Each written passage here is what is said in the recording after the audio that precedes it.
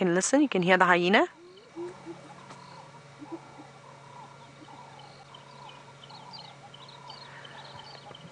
Don't know if you heard that, but it wasn't a whooping, it was that sort of laughing noise that the hyenas make. Just off into the distance, you can see where Xongile is looking. And they sound like they're getting a little bit excited. So I wonder if they've stumbled upon the scraps that Hosana was feasting upon yesterday. But this is amazing. And it's good to see, though, that these leopards have learnt that hyenas are not fun and games to hang around and that you need to be cautious of them. So that's really cool. I don't know why cool seems to be my word today. I don't know. I need to get out of that.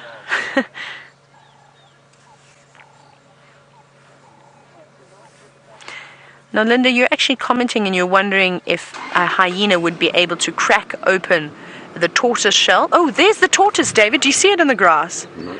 Okay, so you see there's that very small shrub under this big bush willow? Yep. If you go... There we go. If you zoom in, go... I'm just trying to look in the... Okay, stop. Go a little bit to the right. It's in there. I can see it with my eyes. I now can't see it on the screen, but the little... Okay, zoom in... There we go. Well done, David. There's the tortoise. Now, Linda, so I'm very thankful that this tortoise has managed to turn itself around again. And, well, it's back on its way. But you were wondering if a hyena could crunch through that tortoise. Much easier than a leopard could. They've got exceptionally strong jaws. They've got the second strongest jaws, a crocodile being number 1 here in Africa. And that would be no problem. The hyenas are actually just back there. Where the tortoise is, David, if you go up and into the bushes in the far distance, you might be able to see them moving around. But hyenas are specialists, feeders, not just scavengers, but they're hunters as well. And they are really, really good. They're at the back there. It's just very thick, I think, unfortunately. We won't maybe get a view of them. And they're able to crunch through the bone to get to the bone marrow, which is full of fat and is really, really good for an animal to feed on. Yeah, they're walking. They've seen 2 of them now. They might be coming back this way. We'll just stick it out a little bit and hopefully these hyenas come back around. But they'd gobble up that tortoise, and I'm sure that that's what they've been doing at this time of the year as well, is with the abundance of reptiles that have been out and about, from the rock monitors to the water monitors to the Speaks hinged tortoise to the leopard tortoise, you name it, even the terrapins. I don't think a hyena would turn down a meal if it came across one. They'd have to be exceptionally full to say no to food. They're sort of always gobbling things down. I can hear them giggling again. There must be quite a few of them here. I've at least seen 4.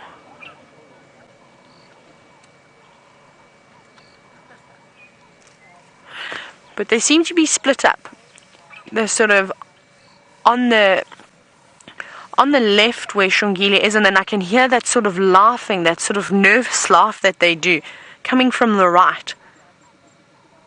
Can you hear that, David? That's me making. I think we can just pick it up there. It's quite far away. You might just be able to hear it.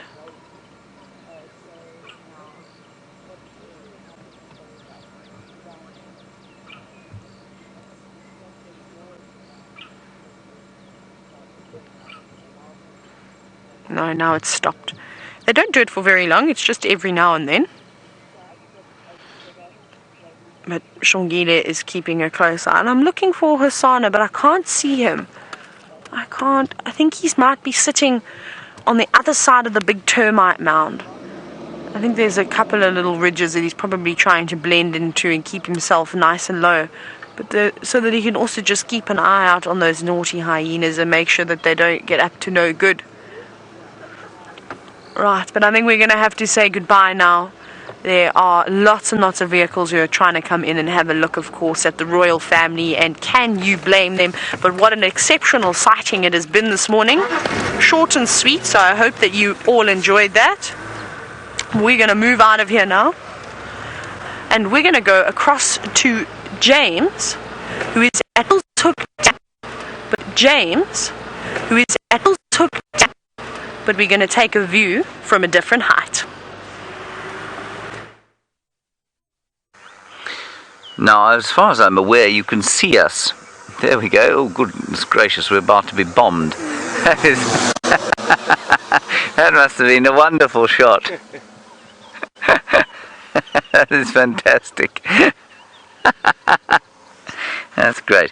Anyway, the reason we, of course, needed the drone here is because, well, we can show you how bright it is, and we can also show you how, well, how dry it is, and how it seems to me that this dam is going to dry out unless we get quite a lot more rain.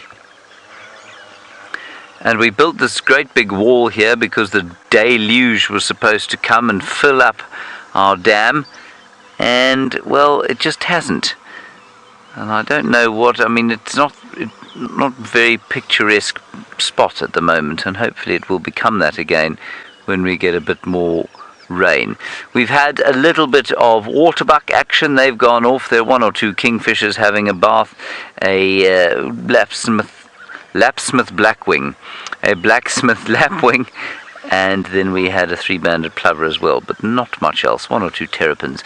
Now, what I would like, if you're still in the air, which I think you are, I wonder if it would be possible for Connor to take you on a trip down the drainage line that extends off to the west, so down towards Nyala Road south, and just follow the drainage line with him as it goes towards the south.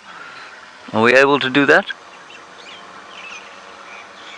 Right, so you're directly above the pan now, and it would be quite nice just to follow the line of the drainage. And you can see probably the drainage on the right hand side of your picture there, and that goes away from the dam wall, and then it bends down towards the south. I think you'd probably have to get quite low over it. In fact, we must try this. I haven't tried this with Connor before, but if you get low down over the drainage line, you can probably follow its path. There you can see the path, and this eventually flows into the Umlwamati drainage, our main drainage system, around about the junction of Nyala Road north and south, which is quite fun, don't you think? And there are a number of these little drainage systems that sort of I just said pepper the landscape. They don't pepper the landscape at all. They what do? They snake through the landscape here. And some of them have been dammed, like this one, and the one that feeds into Djuma Dam. And you can see that is what the catchment is. That's where the water flows, and that's how they fill up these dams. But I think at one stage of this landscape's history, there must have been a lot more water flowing down these rivers, because I don't see how there could be so many of them if there wasn't a lot more rain at one stage of this great landscape's existence. Isn't that wonderful? Now that's why we love the drone so much. It just gives a perspective of things that it's impossible to get from ground level. And for me, I mean, look, it's great to watch animals from above and all of that sort of thing, but to get a picture of where everything is and how the landscape moves and how the vegetation changes and how the drainage lines wind their way down towards the bigger river systems, I just think is great. Righty, let's carry on from here. And we're going to go down to the south, and then I think to Chitwa Dam, because the lions I don't believe to have crossed over, unless I've missed the tracks, which is not entirely impossible, but I think it's unlikely. Even I would struggle to miss the tracks of 5 lionesses and 6 cubs. Let's get one last look at Connor and his drone. And all of you complimenting Connor Teagues, the drone commander, on his exceptional work. There he is. You can see he looks very stressed out, doesn't he? And he looks like he's having a miserable Thursday morning. How much fun is that? Hey? Isn't that great? Perfect landing. Now he knows we're watching him, of course, which is why he's got a very slight grin on his face, because he doesn't really like the camera. And he now wants to know if we are still watching. That's why he's not moving. And now he's being told that we are.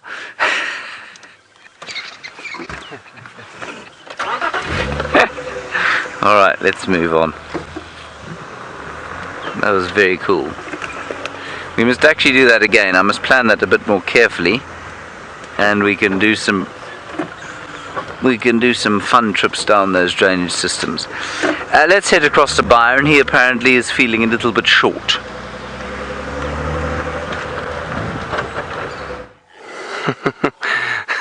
James, yeah, I've just come up on top of this termite mound to have a look around. It's a wonderful vantage point, and it's nice to use termite mounds for that purpose.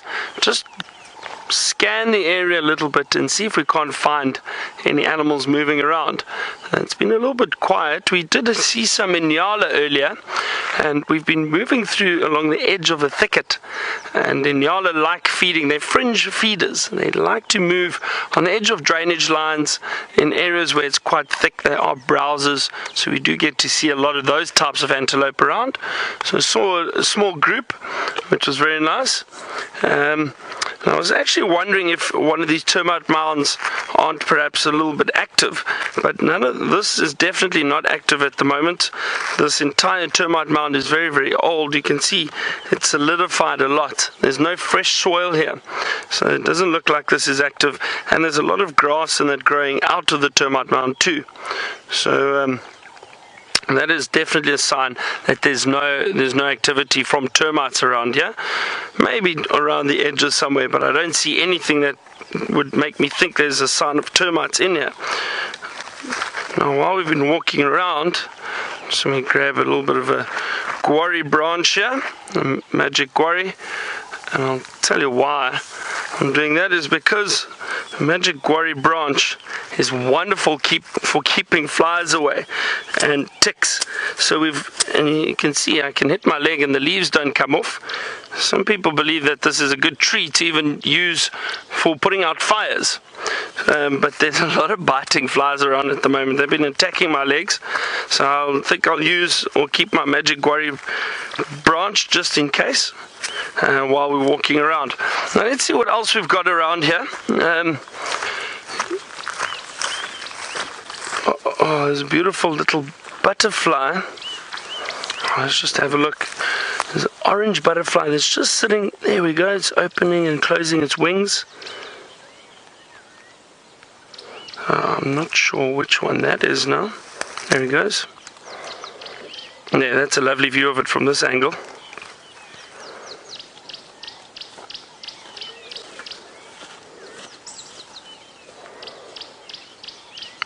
It's amazing. As soon as it closes its wings, you can hardly see it.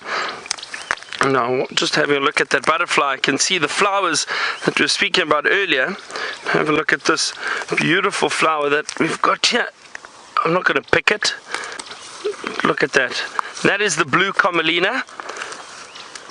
And luckily, I know that one. Very, very beautiful flower. Blue commelina. As I said, there are a lot of little flowers around at the moment, and sometimes very difficult to identify them. You literally have to walk around with the flower book in hand and try your best to identify them, but I find it's not very easy at times. A lot of them do look quite similar, and you've got to read up and really, really look carefully at each individual flower if you want to identify them. A lot of sign of elephants being around here. Well, in the past, this is old, but you can see how the elephants pushed this entire tree over to get to the roots, and look how they've actually snapped the roots off completely. It's amazing how powerful they are, and I think what's happened is this elephant's actually fed on part of the roots. Now this is an area that's obviously got, or area of the tree, or part of the tree that's got a lot of nutrients, so especially in the winter, and I think this would have been pushed over in the winter. And just having a look, yeah, this tree's definitely dead. The roots have all been uprooted completely, so no way of transporting nutrients to and from the tree. So this tree has been killed by the elephant, but it looks like there's still a lot of vegetation growing in the branches around the tree, and some other trees growing underneath it. It looks like combretums and that growing around here. Let's just have a look over here. This is interesting. Here we go. Got some termite activity. Here we go. Oh, great. Have a look here. There's some soldier termites just at the entrance of what looks like the start of a termite mound. And there is a lot of moisture around at the moment. So the soil is still fairly soft. But have a look at how dark the soil is. Remember I was saying earlier about that termite mound. And you look for fresh dark soil to see if there's any activity. And here you can see it very, very clearly. Oh, he's going to try to bite me. And I think he did. Look how aggressive he is.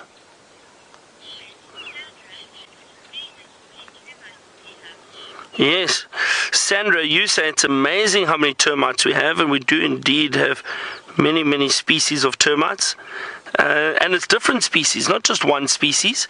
But these little ones that we can see here at the moment, these are all soldiers. So they are the ones that protect the new little colony that has been trying to form over here. And it looks like they've actually, some of the workers have dragged some food. You can actually see a little piece of plant material that's been dragged down to the hole. And they just isn't it incredible though? Something like this flat piece of ground with the start of soil being brought out, built, can turn into something over there. It is fascinating. Termites are really, really incredible animals, or insects.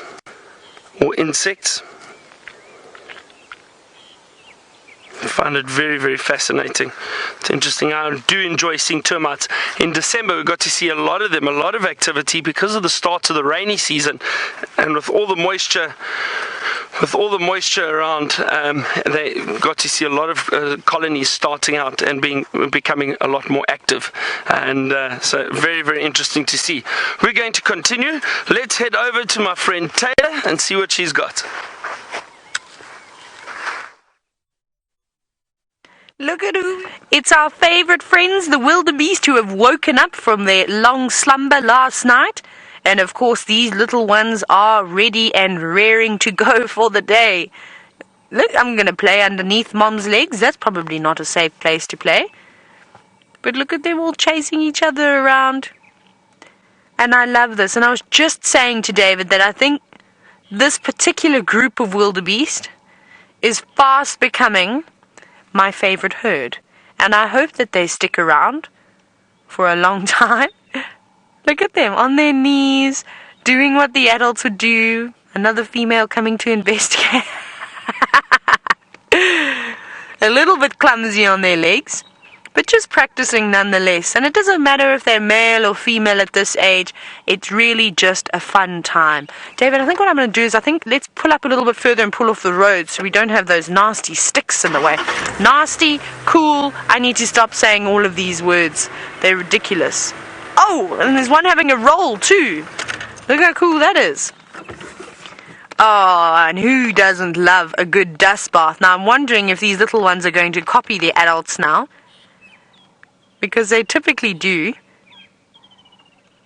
That's a good one. Probably a nice scratch. Also rolling around on the sand. But often you'll see wildebeest and even zebra dust bathing, very much like birds do. And that will also suffocate the parasites and get rid of any little mites and things that they have on their bodies. And I wonder if it's a bit like horses. And I can obviously only talk from experience with horses. But often in the paddock you used to see the more dominant horse, because we used to have these massive paddocks with these big green, with all the lots of green grasses. And my horse Remo, he didn't like to be on his own. He had to live with the ponies. Yes, only my horse, my big grey horse. He was a bit. He looked like a. But in South Africa we would say the word dof. So it's a little bit. How would you describe the word dof? Not bright, but not unintelligent, just a little bit laid back, not quite with it. That was Remo, but he was a lovely horse, and I had him from when he was a baby. And Often he was not the dominant one in the paddock, but the ponies were, and when one would start rolling, the others would then start to copy the most dominant one. And it was the same thing with defecating and urinated. If the most dominant one used the luxury facilities, they all would. And it was very, very funny. Oh, look at that little one just got, it's a free dust bath. As that wildebeest was kicking up the sand, it kicked it straight onto that wildebeest's head. Oh, shame, little one. And that's a nice little sandy patch that they've gone and had a look at. And hopefully what we'll be able to do is, if they do move away from the spot, I think it would be quite interesting to go across and have a look at all the tracks that they've left behind. And, well, and then for some of you, you might see what a wildebeest track rolling in the dust looks like. It's an interesting one. You should be able to see their hooves, where their tail was, and of course, as they were rolling around as well. But the little ones don't quite know what to do. They just think that it's an opportunity, I suppose, to have a bit of a nap.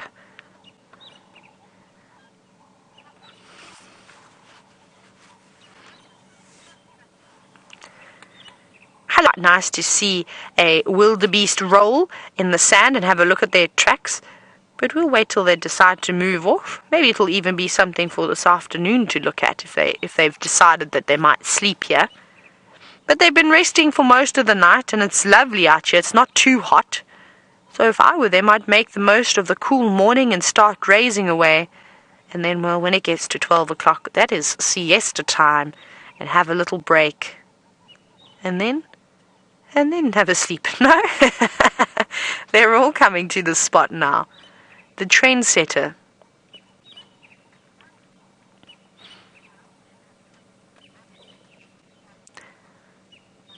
There we go. Did you see that little one was trying to paw the ground, sort of learning about what the adults are doing? No, I'm just going to lie in the nice soft sand. Now, Michael, good morning. Sorry, excuse me. I had a little tickle in my throat there. Now, now I've forgotten. I'm so sorry, Kirsty. I don't know what's wrong with my brain this morning. Oh, yes. Now, often we only see wildebeest with one calf, and that's what Michael was wondering this morning. He says, do wildebeest, can they have twins? Or do they typically only have one calf? I suppose they could have twins. It's like impala, it's like zebra. There's definitely a possibility. However, it's not very common out here. I don't think I've ever seen a wildebeest with twins before. I've seen it a number of times, almost every single year, where an impala has had twins. I haven't seen it here yet, but I don't think I've done a close examination just yet. But no, typically it's just one little wildebeest calf. But I'm sure that there are reported cases in other parts of Africa with the different species of wildebeest that you get, of course.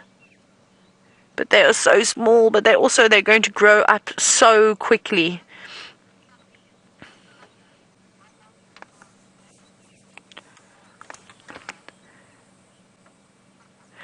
Something that we have been noticing, and I'm sure you've all been paying attention, is that not this morning, but yesterday afternoon and even yesterday morning, where we were watching the wildebeest, and these little calves were feasting upon grass already. And Corrine, you're actually wondering, how long do they suckle for? Typically it's about 6 months, and it's the same goes with impala and most of the antelope species. However, after the first couple of weeks of their life, they start to nibble upon grass and sort of learn the taste for it. But they're not eating large quantities of it. It's really just small little amounts here and there. They're predominantly suckling for the first 2 months of their life, and as that sort of progresses, they'll start to feed more and more on grass and less on mom's milk. You get that? But you can still see, though, that their mammary glands are very much swollen, very much full, especially as that wildebeest are rolled over. So they're still producing lots and lots of milk. I just love the way that wildebeest are so social. How they always sort of, greeting each other. Little ones are always playing with each other. And they're so lovely. And I'm so excited to get to know this herd a little bit better. And it's really, really amazing when they do stick around like this.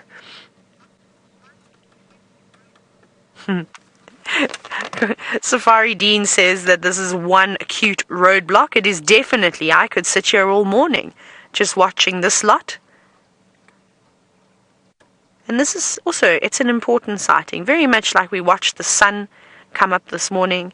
It's so important to take time out instead of racing after and chasing big cats, and as wonderful as what it is to see them, and I love them. But sometimes it's just so nice to sit and look at something like a family of wildebeest and all their little calves and just watch what they do. But you can see they're funny creatures. They seem to be having lots of these mid-morning siestas.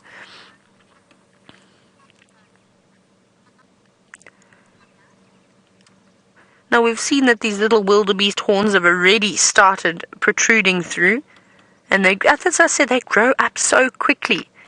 And every now and then you'll actually see those wildebeest, those little calves, rubbing their heads on trees and sort of trying to, I suppose, relieve a bit of an ache or an itch. And Marianne, you're wondering if horns were like teeth as they're growing. Does it make them want to teeth? I'm pretty sure it does. Like I said, I've actually often seen little wildebeest calves standing at a dead tree, rubbing their little stubs that I suppose you could call them horns that are poking out of their heads. They'd actually start rubbing them on the sticks, and I think that must provide a little bit of comfort to them and a bit of relief as well. So I think so. I think it's like anything. It's like children when they get growing pains. I'm sure that these animals experience something very similar, and probably at a more extensive rate as well, because they've got to grow up much quicker than we as humans do. Because if you stay small for stay too small for too long out here, you'll find yourself in a bit of trouble. And the predators will probably want to prey upon you more than they will the adults, just because you're an easier target. Look at that little one laying in the lovely long grass of the flowers.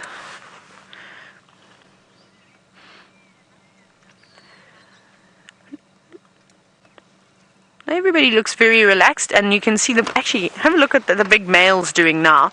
He's standing out there, and he keeps guard. He watches and makes sure that nobody's, trying to sneak up on them. He's almost their eyes and ears, I suppose, when it comes to looking after his breeding herd that is here, and he wants to try and keep them in his territory for as long as possible. Now, Lulu, you were wondering if I was concerned if a predator were to pop up now and obviously surprise these wildebeest. I'd be a little bit sad, but it's one of those things. And they've got good ears. Their eyesight's not wonderful, but they've also got this male. You can see he's feeding at the moment, but he's looking around. He constantly moves about and just checking the sort of parameters to make sure that there isn't anybody, a pride of lions or something, sneaking up on them.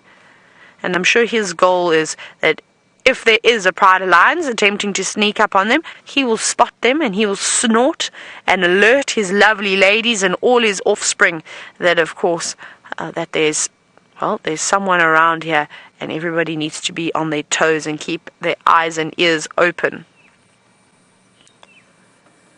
And I loved it, the way he ran in the other day. I don't know if you remember, but it was, David, when was it? Oh, no, it wasn't. It was yesterday morning with Craig, when the female wildebeest started chasing each other around quite a bit. Sorry, the sun is very bright on my eyes. I'm struggling to try and block it out. There we go, blocked it out. And they were all chasing each other around. You could see the panic in the male's face. He didn't know what was going on, so he came charging in just to make sure that everybody was okay again. But now he's got his head tucked away in the grass. Now, it might be quite difficult to tell the difference between male and female wildebeest, and Tamara, you're actually wondering exactly that. So, just by looking at this wildebeest now, you can't see his head, you can really only just see his bum. But the fact that he's also separated away from the herd, like I said, that's normally an indication of a male, because he does patrol his territory constantly. He's standing on the outskirts, making sure that there's no other wildebeest coming on in, or any other predators, like I said, trying to sneak in here. But it's difficult, so you've got to look at their horns. The male's horns are slightly thicker at the base, very similar to a buffalo, but not quite as, they don't have the big boss like a buffalo has. The female's horns are much slender, and just the overall appearance of a male wildebeest is much more sort of staunch and solid. So think of it like a stallion of a horse. You see he's got a big thick neck, big shoulders, big hindquarters, and whereas a mare is not quite as muscled as that, unless she's been in training. But that's something that you can sort of have a look at that will help you identify. But it takes lots and lots of practice. Now, James, I know, has been searching far and wide for lions, and I heard that he'd had some lion tracks a little bit earlier on the radio. Let's go back across into his vehicle and see how he's going.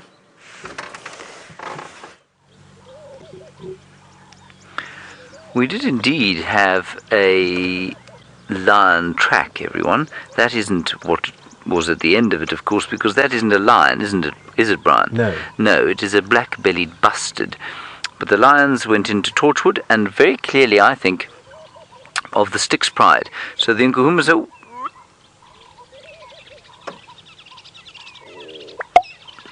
Wonderful. The lions were the two lionesses, or two of the lionesses of the Styx Pride. The Nkuhumas are all present and accounted for east of Sydney's Dam on Buffels Hook, so they haven't moved since yesterday. But they obviously are fine and resting up after their big buffalo meal that they had here 2 days ago. 3 days ago now. The Styx have gone on to Torchwood, and we're going to Chitwa Dam. We're not too far from there now, but our attention was arrested by this rather special little bird. Quite big, actually. He stands about 2.5 feet tall, maybe even more. I'm not really sure why it's got its tail stuck out like that, but they're actually, once they set up a territory, they don't move. And that there are one or two that we see fairly regularly, a couple on Cheetah Plains. There's definitely one on Impala Plains, on Djuma. It's always there standing on his termite mound. And this one I've seen around here a few times as well. We'll give him one more opportunity to call.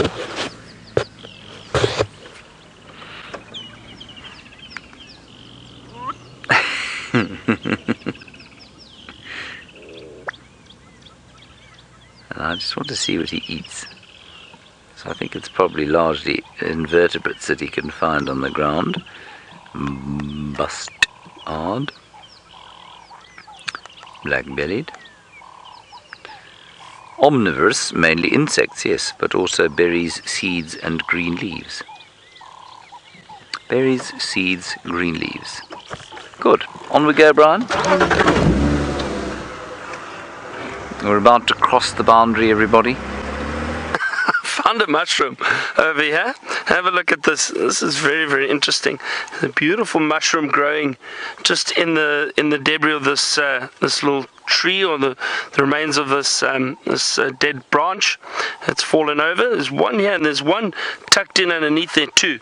Two beautiful mushrooms. I would not recommend picking this mushroom and eating it.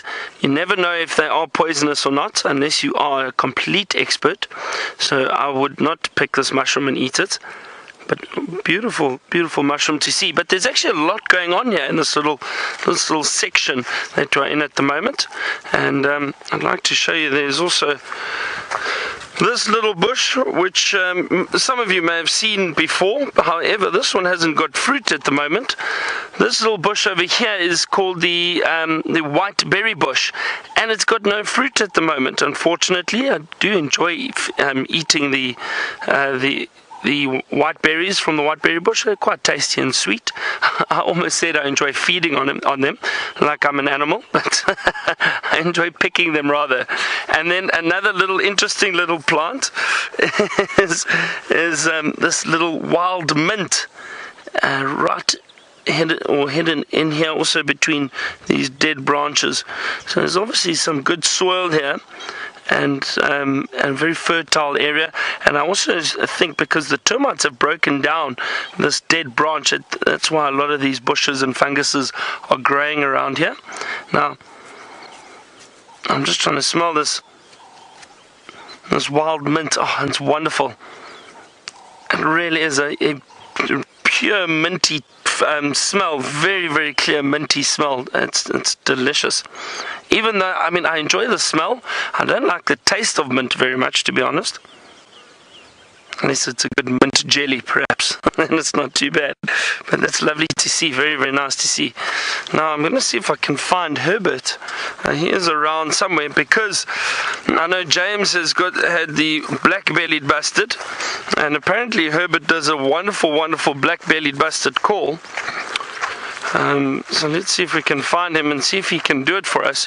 Herbie, could you please do the black-bellied bustard call for us?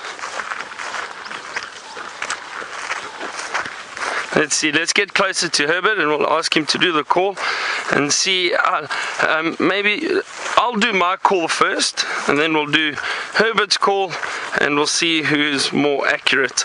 I don't think I'm going to win. We all know my calls are not very good.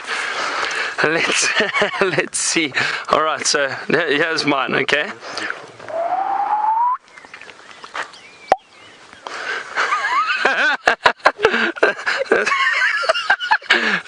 Herbert's laughing at me. He clearly doesn't think it's too funny. Herbie, please come over here a little bit and give us the black-bellied bustard call if you can. Let's see. Good morning, everybody. Go for it.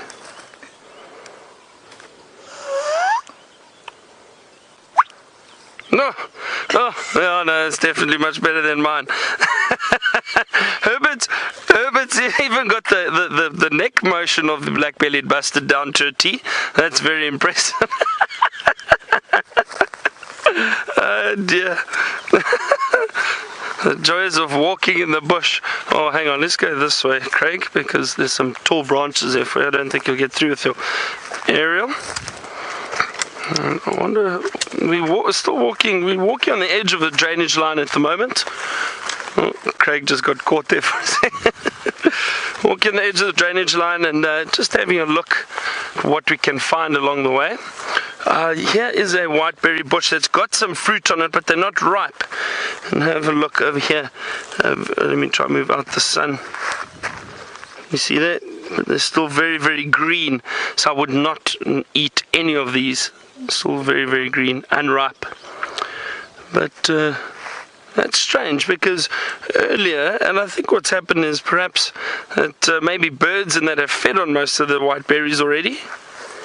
Because in December, earlier in the summer, we saw a lot of whiteberry bushes with berries that were almost ripe, and we did taste a few. So they are getting there. I'm trying to see if... now James has gone adventuring. He's headed off down to Chitwa. He's at the dam and he's with the hippo.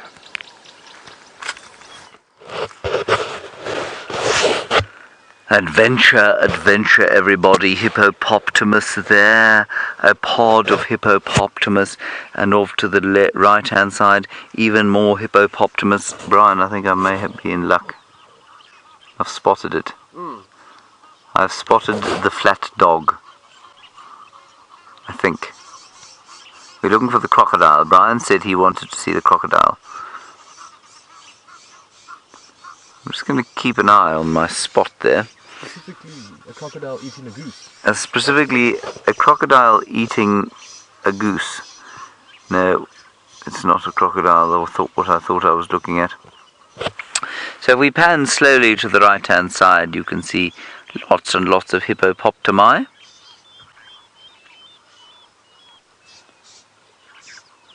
There we go. And then as we go on to that little isthmus in the... Do you like that isthmus there? It's not really an isthmus so much as it is an island. There are the Egyptian geese and their little babies. All of their little goslings that will shortly leave the nest and go and make an incredible noise at another part of water somewhere around the Lowveld. And then behind them, the pratincoles.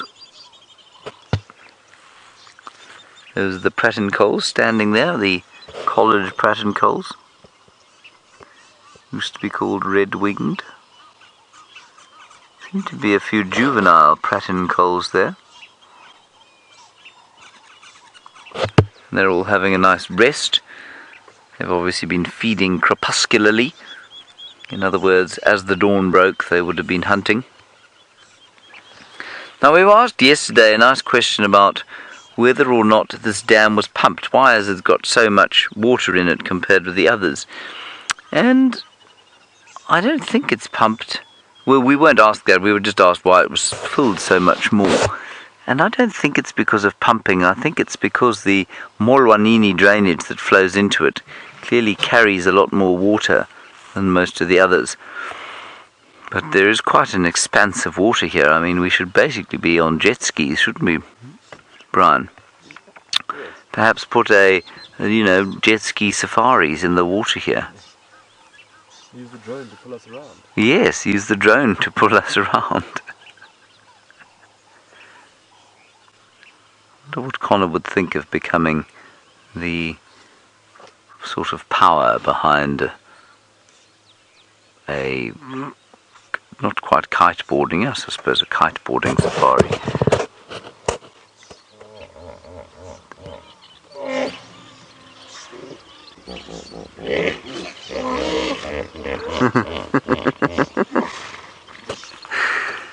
Now, yesterday evening also we were discussing our favourite sounds in Africa and what to us is the quintessential sound of Africa. And we had a lovely comment from Maggie in Australia, and Maggie said that she thought the sound of hippopotami doing that in the night was the greatest sound of Africa for her. It's amazing how it echoes, actually. I think there are a lot of frequencies that our ears don't necessarily pick up in that call. Now, Keith, a very valid question. Of course, do we ever see these things other than doing what they're doing now? Do they ever come out of the water? And does that ever happen during the day? Keith, it does on very cool days, and especially in the winter, but on a day like this when the sun is doing its level best to basically weld the earth into a sort of melted state, no, they won't come out today. Today I think they will spend all of the day in the water trying to hide from the rather vicious rays that are shining down on us right now. It really is astoundingly bright for 7 o'clock in the morning. But they will come out at night to feed, and then during the day they can come out every so often. Now, Kirsten is saying she keeps seeing feelers are those catfish, and I think what she's actually seeing is the whiskers on these hippo. They do have very long whiskers. Let's keep watching. No, she says they're not whiskers. Well, we'll keep looking. I haven't been watching my screen. I'll watch it now. But they could easily, there will be thousands of catfish in here. Apparently there was one there. Oh, I see what you mean. Yes. No, that looks like a whisker to me. I don't think there would be a catfish quite... There we go, yes. That must be a catfish, actually. Well spotted. That's disgusting. Isn't that quite creepy? Ooh. Definitely catfish. Well spotted, Kirsten. Ugh. That looks creepy, doesn't it? Looks like an alien. Egyptian goose just going for a little flight.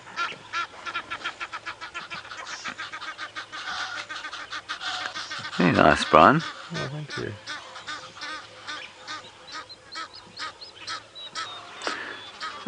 Siberia Zumi, well, a nice one from you. You say we should possibly get a submarine here. I think a submarine here wouldn't be a great idea on account of the fact that visibility is probably about 1.5 inches underneath the water here. Now watch, as I've said, they won't come out of the water on a day like this. Watch them do it. Then I think we may actually have, I think that goose may have landed in a nest. I'm pretty sure there's a goose nest on top of the weaver's nest there. Yeah, I'm pretty sure that's where they've been breeding.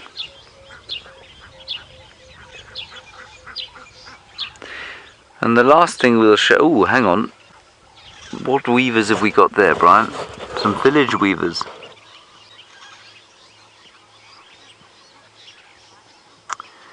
Enlightened Guru, perhaps your enlightenment is not quite so bright as the sun that's shining here today. You said wait, you thought catfish were bottom feeders. I think they are largely enlightened, Guru, but I think if they come up, they will be up to the surface, especially underneath algae like this. There'll be all sorts of things that they can eat in and around the algae. So yes, I think you're absolutely correct. Normally, you'd find them on the bottom, but they obviously don't have to feed on the bottom, because that's definitely what those were. Those were definitely catfish. Alright, let's go across just quickly to the left. Far to the left there's some nyalas. They've just had their morning coffee here at the water. They're heading off for a more substantial breakfast of, well, bush, really. There they are. One big male, one very young male.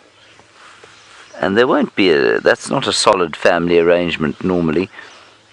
So he might be completely unrelated to any of those youngsters. But it looks quite familial, doesn't it? 3 or 4 adult cows and their babies. They've done very well to maintain that number.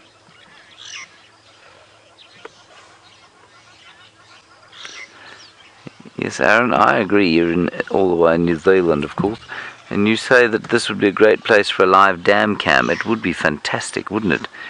We'd need some very active zoomies, because there's a huge amount going on here. I'd love to see what goes on here in the night as well. It's always nice to come and sit by the water and enjoy the goings, comings and goings. What have we there, Brian? I don't know. A red-billed buffalo weaver. And that's flown home like E.T. How ridiculous.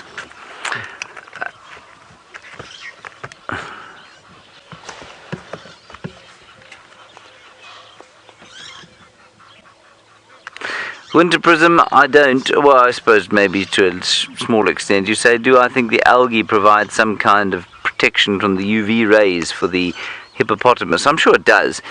But normally they actually avoid, or it seems to me that they avoid this sort of algal bloom that's going on here. They're normally out of it. And as we all know, of course, the water does not protect you from the sun. It doesn't protect the skin from UV burns, but they produce a substance in their skin, a pinkish sort of substance that protects them from the sun. So I think maybe the algae is, I think she's just sitting in the algae by default. I don't think there's any choice to do it for the sun. I haven't seen the crocodilians. They'll be here though. Make no mistake, they will be here, lurking in the depths.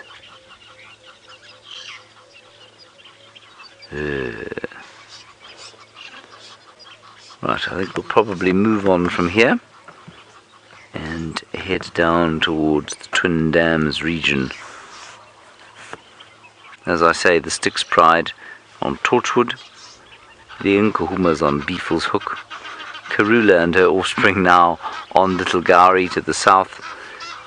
Shadow, don't know about her. Tingana, haven't seen hide nor hair of him for months. Not months, but a few days, a few weeks. Alrighty, very nice, Brian. Wonderful. As we move off from here, we're going to go across to T Wizzle. I'm not sure why her name is T Wizzle, but let's go and find out from her.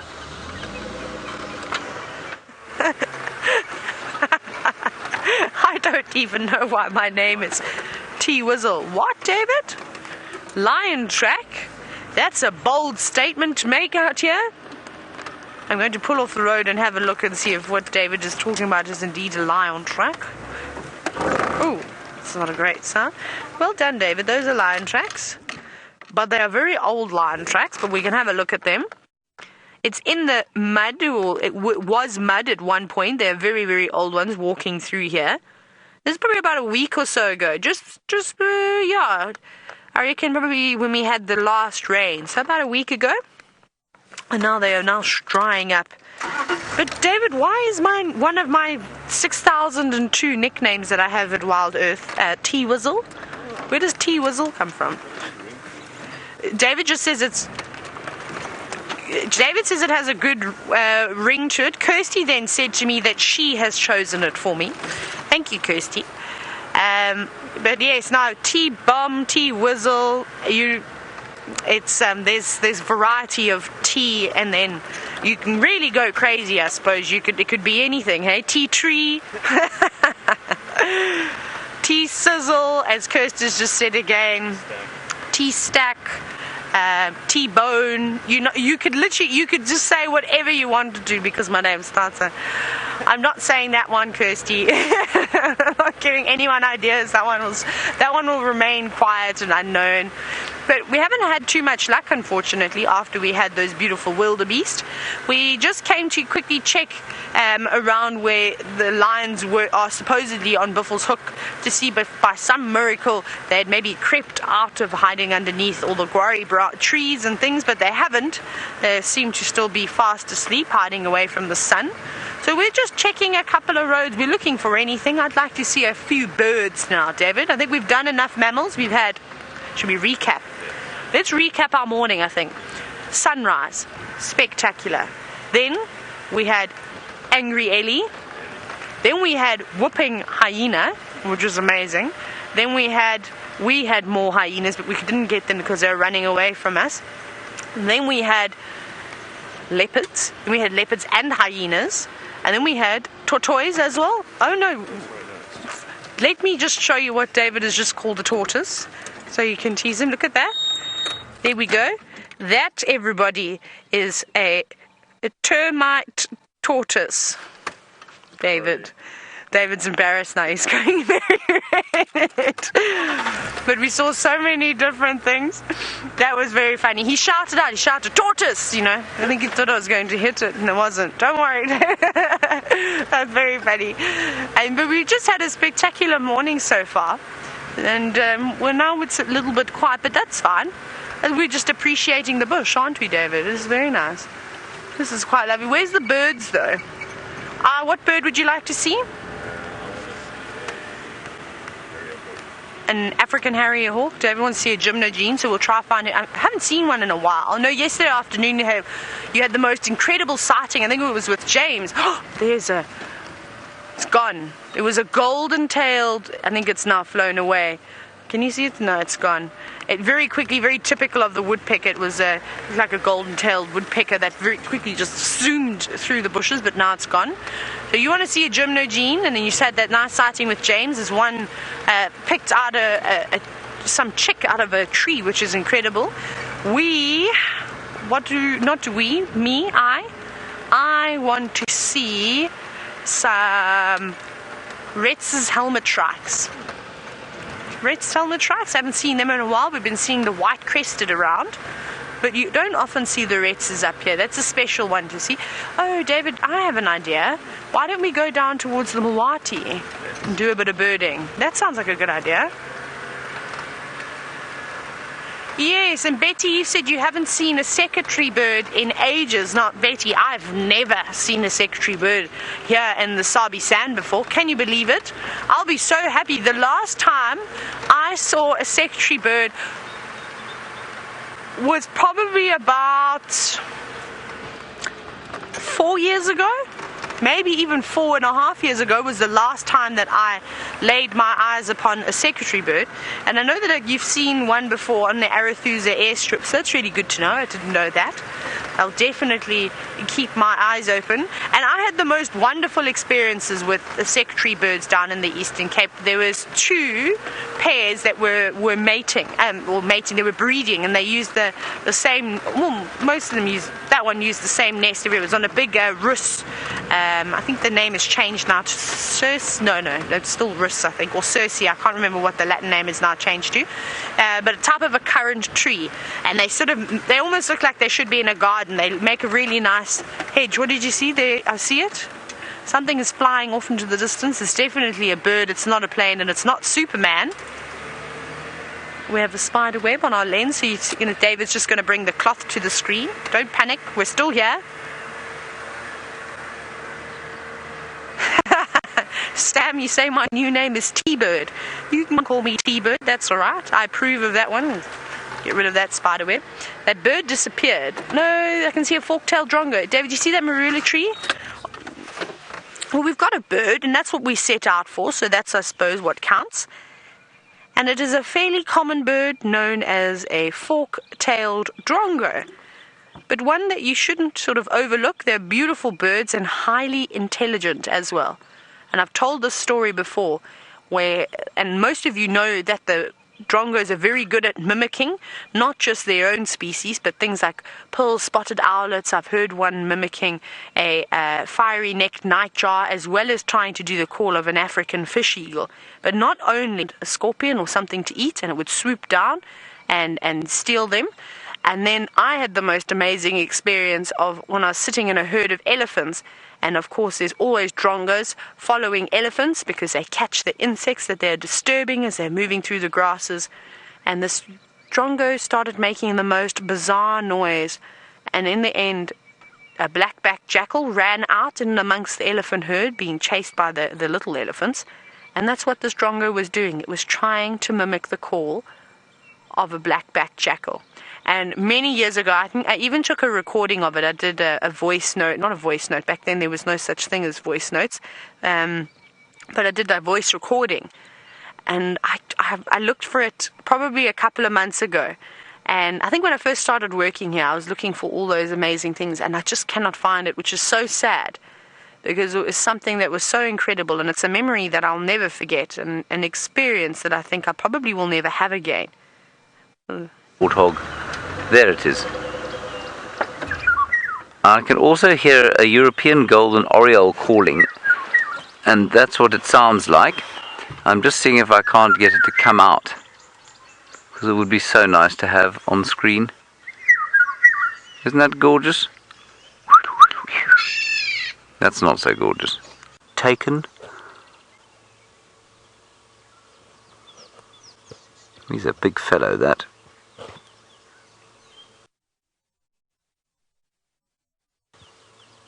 So not to be tangled with. I can see some legs moving through in the background there. I think they're probably nyalas or kudus.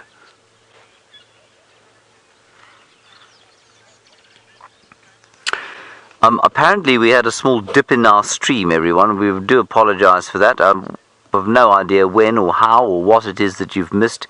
Perhaps it was the cheetah kill we've just had, or the wild dog kill, or maybe the hyenas that attacked that elephant. But we're back with the warthog now, of course, which is just as exciting as all those things that we've missed out on.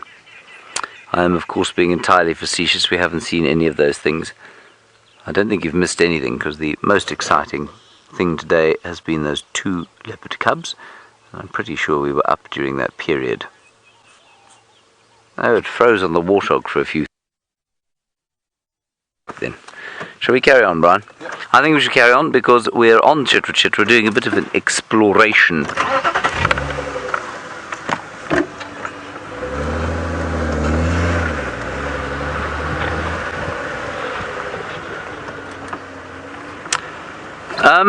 Mario, we think it's for fighting. The warthog, of course, has those warts, which I think is what you're referring to, those flaps. Is that what you're referring to? Those are the warts. They're not actually warts, they just look a bit wartish. And we think that they're to protect the boars when they fight with each other. The females have got them, but they're just the smaller ones down at the bottom. They don't have those big ones sticking out the top of the head. So we think maybe to protect them from fighting. I suspect there's an element of peacock's tail to it, where there's been a sexual selective pressure over the course of the eons. Have you ever been down here, Brian? No. We must just be careful not to cross the boundary, of course. I'm just going to load the map. Alright, apparently Byron has an update for us, so while I check the map and make sure that we're not breaking the law, let's head across to him and find out what he's doing. I haven't been breaking the law, James. I always feel like I've got to walk on eggshells around you. And speaking of which, I've found an eggshell.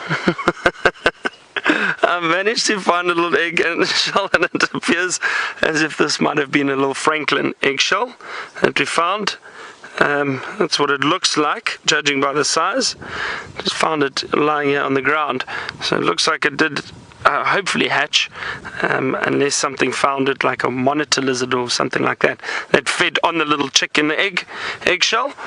And then going from this little eggshell, I'm going to leave that right there. There's another interesting little egg, or what looks like an egg, over here. Now have a look. There's a beautiful moth sitting on this terminalia, or silver cluster leaf, and it looks like it's sitting on an egg there of sorts. Very, very, very interesting. I haven't seen this before, but it does look like it's an egg of sorts that is attached around the branch of the silver cluster leaf.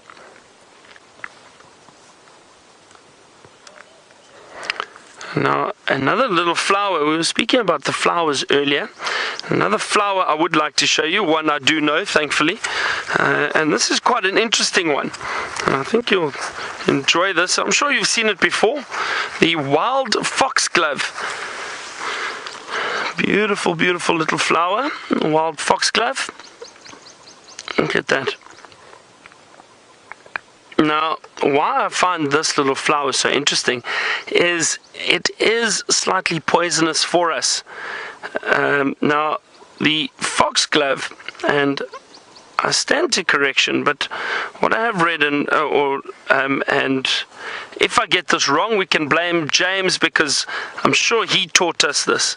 So the foxglove contains something called digitalin, or digitalis, and that is an enzyme, or a liquid that they use. They also use it in heart surgery to lower the heart rate when they are operating on a heart, in heart surgery. They use the digitalin or digitalis. Like I said, I stand to correction, but I'm almost sure that's what it is, and that's found in the foxglove, and that's why it's said that the foxglove is a bit poisonous for us, and we should never eat the foxglove, the wild foxglove. But beautiful, beautiful flowers. And then interestingly enough, on the flower itself, they've got these beautiful lines down the inside of the flower, and that is then to attract the insects inside to pollinate the flowers.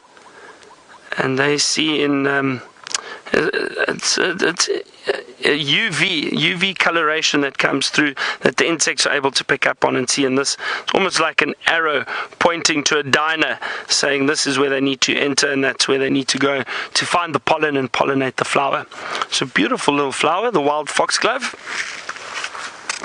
It's really starting to warm up now. It's been very, very hot along our walk this morning.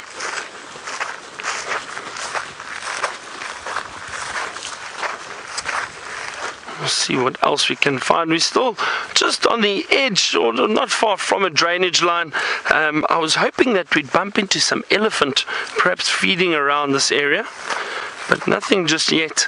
I heard one or two branches breaking earlier, but I think perhaps it was just an antelope, small antelope moving through, and not necessarily a large elephant feeding on anything.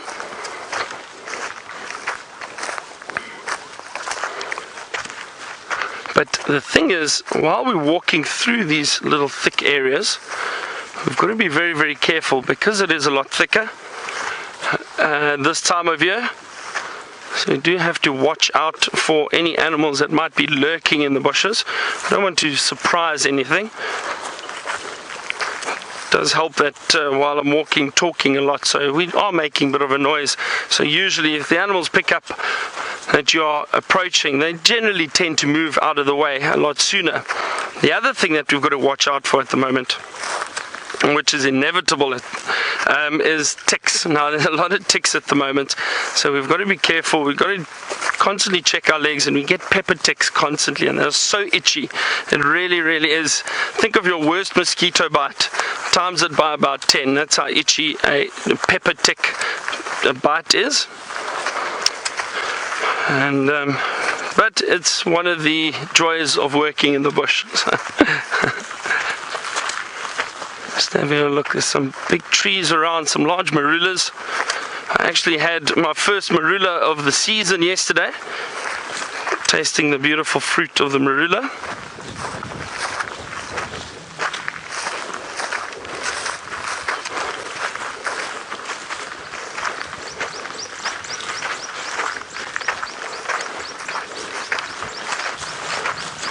And we know the elephant love marula fruit, constantly going and feeding on them. Now, we've found dung at times with all the marula fruit inside, and I'm just trying to think. I think the record was something like over 200 little marula fruit in one dung pile from an elephant, from a single elephant. So that's amazing how they would just stand and pick up and feed on the dung. I mean, on the marula fruit. I always say, I've always told my guests, it's almost like it's like fruit, sweets for the elephant. Oh, have a look over here, just up ahead. There's some impala.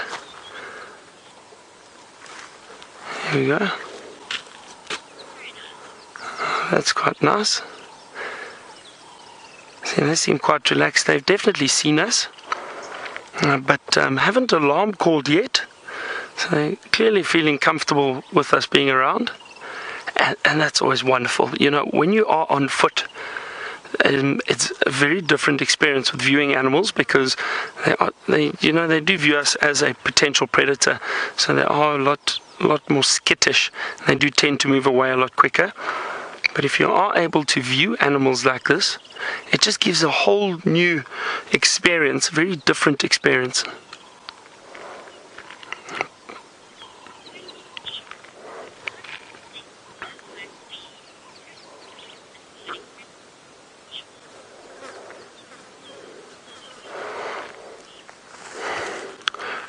Sean, you were wondering which is the best antelope species at avoiding predators. I think that's a question I got. I'm struggling to hear Kirsten this morning.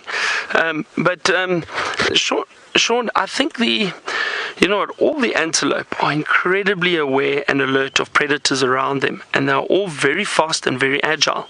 I do think one of the best is probably the impala, even though they do get killed or hunted fairly regularly by predators, by most predators. So the wild dog, cheetah,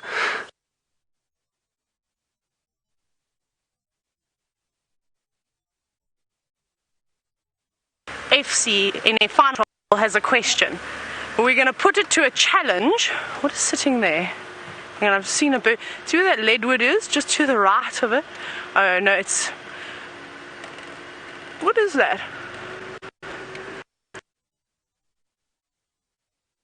It looked like, I think it was a scimitar, actually, that flew off. Can you see it? It's gone now. Oh, there it is. Yes, it was a scimitar. There you go. It's flown away now, David. But that was very cool. That was a nice little bird. I haven't seen a scimitar in a while. But as I was saying, Eggsy wants to know, and I'd like to hear from all of you what you think. What do the animals think of Taylor when she runs around? So send your answers through #SafariLive for Twitter, or questions at WildEarthTV, and let's see who comes up with the most creative response, because I can't answer that about myself. David, are you thinking of one as well? David's got to think of one. We'll get everyone's opinion. And well, I'm sure they think I'm a bit... We're going to jump out of the Mulwati now, because I know that there's a nasty spot where the gremlins sit and wait for you on the bank. So we'll just zip around it. Maybe we'll quickly go and check Twin Dams and see if our favorite pair of Egyptian geese are at the watering hole. Oh, I need to go out of low range now, I suppose, hey? Here we go. Out we go. And onwards. Now we don't have to drive so slowly anymore. X-Ranger, you have a new name for me. You've said that my new name is T-Giggle. That's a good one, I suppose. Everyone comes up with the most ridiculous names for me. I can't tell you what my brother used to call me because those ones will never get out. Those terrible childhood nicknames that we all used to receive. No one will ever know those. David, you'll have to ask Sean himself. And that's why I call my brother Cynthia's, because he gave me the most horrible names, so I called him a girl's name. And well, I'm waiting for all of you to send through some answers, so we'll give you a bit of time because I'm sure some of them are going to be really exceptional and long, and it will take, some time to write such a great piece of writing about me.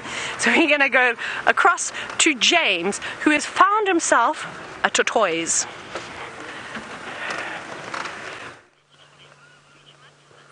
A tortoise, a tortoise, a tortoise. Very nice. There it is, our tortoise. Now that tortoise, of course, is the Speaks Hint-backed tortoise, and it is an eater of many interesting things, including millipedes. Now, normally you would read that it eats pill millipedes as opposed to the long variety. We can confirm that this thing is a voracious devourer of millipedes, and in fact probably a major contributor to their population control. We watched our tortoise that lives close to our camp. His name is Gregory. I don't know why his name's Gregory, but that's what it is.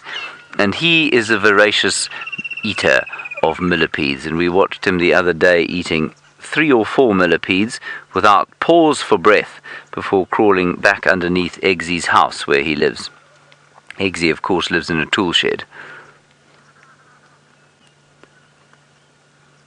Isn't he special? They also eat snails. They like waterberries,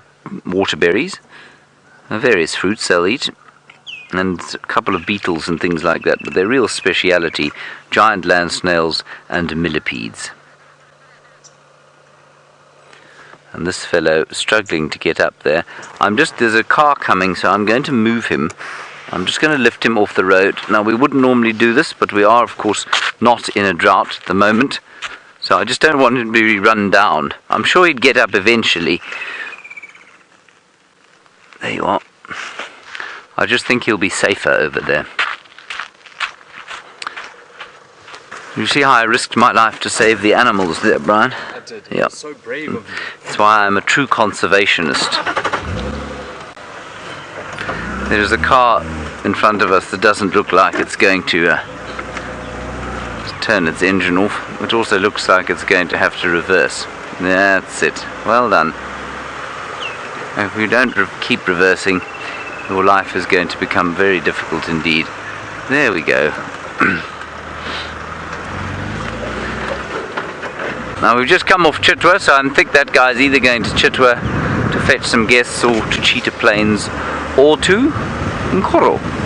Those are the 3 lodges along this road.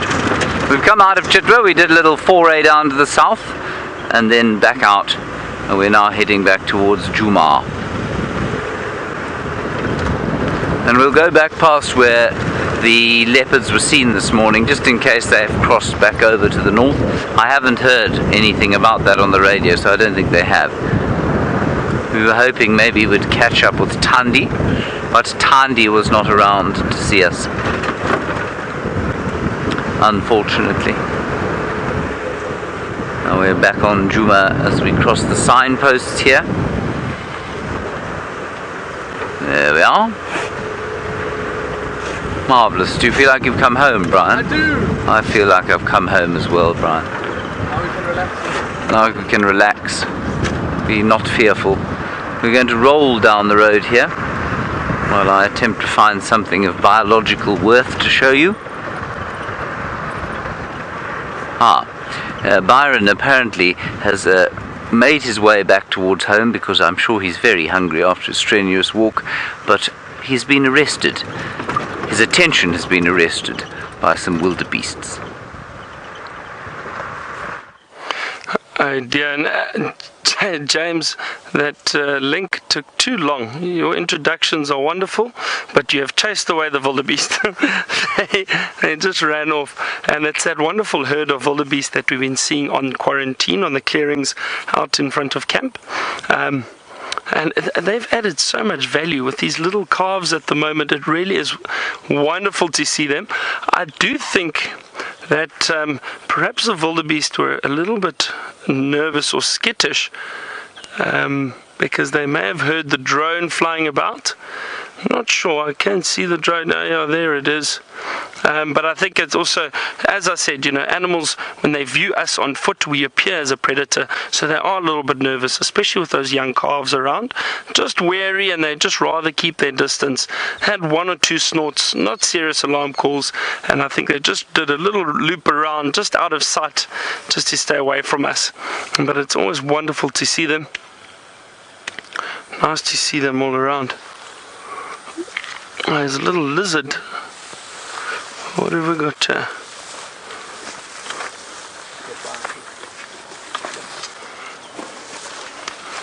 Oh, look at the termites. Oh, wow, look at that. Yeah, Herbie's found some wonderful marks on this tree. Now, look at this, everyone. There's some incredibly sharp claw marks. Now, this... I'm just trying to have a look and see if I can't find any more. Now, I'm not going to assume that it's a leopard, and I'll tell you why. I'm going to say it's one of two animals, either a leopard or a lion. And I'll tell you why I say lion, because sometimes what happens is lions may walk past, and when they're wanting to stretch and clean their claws, they'll go up against a tree, they'll lean against it, and they go and they scrape their claws against a tree like this. And that could possibly be, these are very deep indentations in the tree. However, it could also be a leopard that's trying to climb up the tree. I just think... And again, I'm just trying to assess this area a little bit.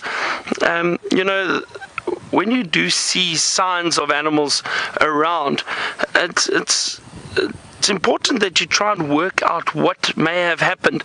Again, it's a theory, and I could be completely wrong, but generally from behavior I've seen from leopard, if they are looking to climb a tree, it's unlikely that a leopard would come and try to climb a tree where there's an overhang above it. They'd usually try to climb where they could probably get up the side and then onto this branch and then up to the top. So I do think this is possibly lions that have come and probably tried to stretch and clean their claws against the tree. Very, very interesting to see. That's lovely. Nice to see signs like that of animals. Anyway, on that note, thank you very much for joining us on the bush walk. I hope you've enjoyed it.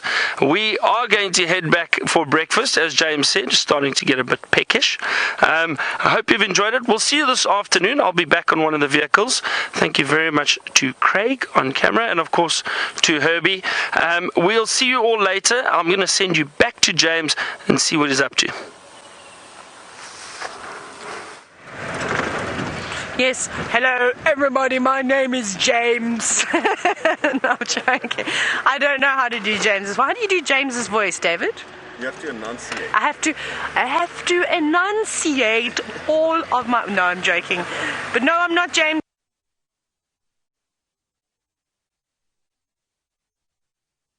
Going to... Can you believe it? And you can choose to believe it or not. Janine, you are so funny, Janine. Janine, you say that the animals think that I've probably drank too much marula beer. Oh, hang on, there's the African grey hornbill. We're going to get all the hornbills this morning before the show ends. Look at how beautiful it is. Now, I love the... Oh, and it's gone. Just as quick as that. No one's hanging around today. I love the female... the African grey hornbills when they've got sort of the beautiful colours on their beaks. That's really nice. Yeah, I don't know, David, have you thought about your answer yet? Yes, what is it? They're thinking pray for the David's might be the best so far. David says they're probably thinking pray for the humans. I'm not that bad. I'm just wild. I can't help it. My dad, he always tells me that I need to settle when I get too excited. And my dad's Australian, so he's got an Aussie accent. And you hear him and he'll just say, "Settle, Taylor, settle." Whenever I used to get out of hand when I was a little child, still get out of hand, and I suppose I act like a little bit of a child every now and then. I think it's good, and I'm going to stay like this for the rest of my life. It's very nice. With guiding, it's very strict, and I was always just on the edge. Just because I never could sit still, I'm loud. I was always, other tables were always asking my table to keep quiet because we were making too much noise. Even though we were put in the wine cellar away from everybody else, our voices were still, and particularly when they say our table, they actually just meant me. They could still hear my voices out when people were having dinner outside in the bush. I'm very loud, and I was trying to work out the other day actually where I get my loudness from, and I thought my dad's not particularly loud. My brothers aren't that loud. And then my mum phoned me yesterday, and I remembered where I get my loudness from. I think Connor thought my mom was shouting at me, and she was, giving me a bit of a reprimanding, but she wasn't. She was just having a normal conversation. She was just telling me how we're planning this trip to Australia. So she was telling me all about that.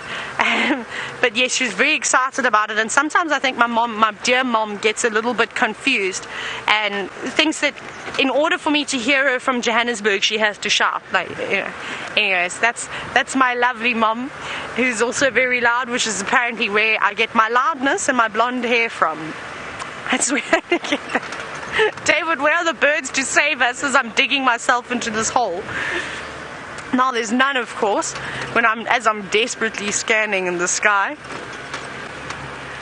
Oh, good, Kirsty saved me. No, and so it looks like the birds are hiding away now, but at least we got two of the three common hornbills that we see here. We haven't really been seeing the southern ground hornbills lately. Hopefully they'll make a return.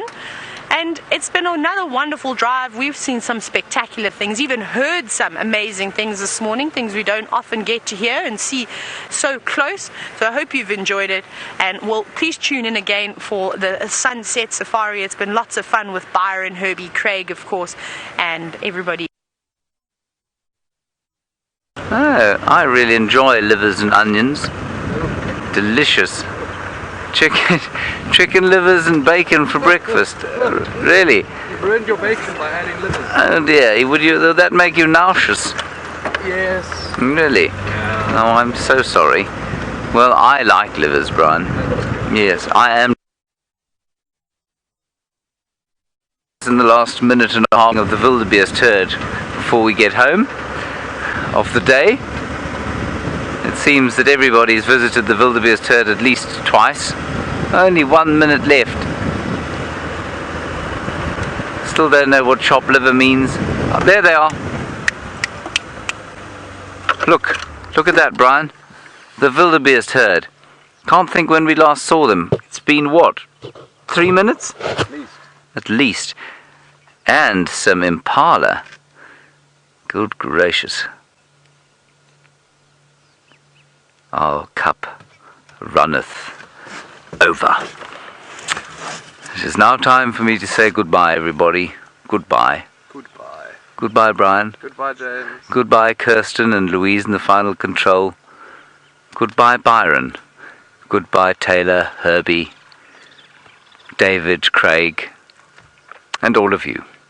Thank you very much for joining us on our safari. We'll see you later on this afternoon at 1600 hours. Until then, goodbye.